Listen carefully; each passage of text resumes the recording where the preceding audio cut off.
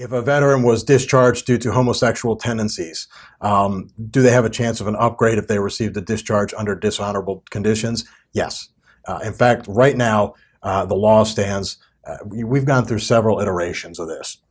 And honestly, it's amazing to me how difficult sometimes policymakers make this stuff. But originally, homosexual tendencies were a disqualification from military service.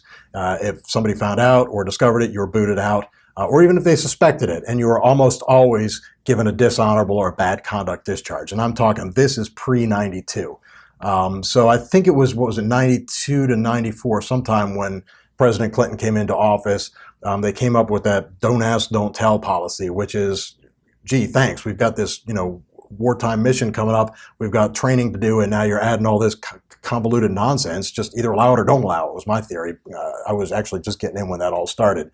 And so we got all this training on don't ask, don't tell, and what you could ask, what you couldn't ask. And the simple fact of the matter is, if the guy or gal next to me knew how to call for fire, knew how to chart in calls for fire, knew how to use the right language on the radio, and didn't, point the MLRS rockets at me, I don't give a shit if they were a dog, a cat, gay, lesbian. I don't care if you can do the job. That's my theory. Other people disagree. I don't want to get into all that. But the bottom line is that the military used to give bad conduct discharges for individuals who were gay and lesbian.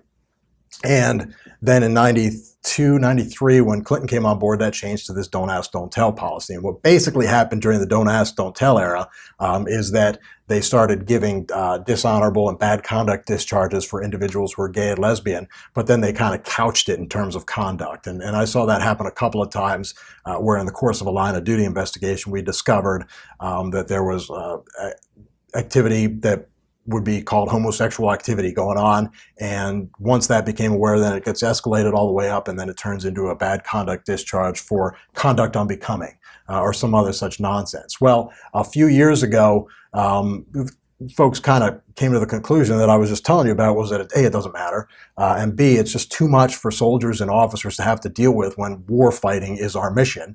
And so at this point, all of those old discharges that are for homosexual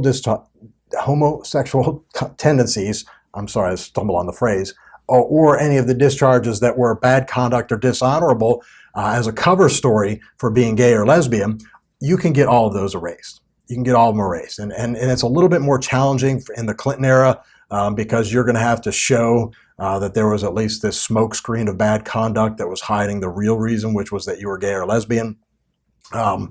And so you've got to overcome that hurdle, but you're going to be able to get that discharge upgraded and reversed. So again, get your claim filed. Get your claim filed.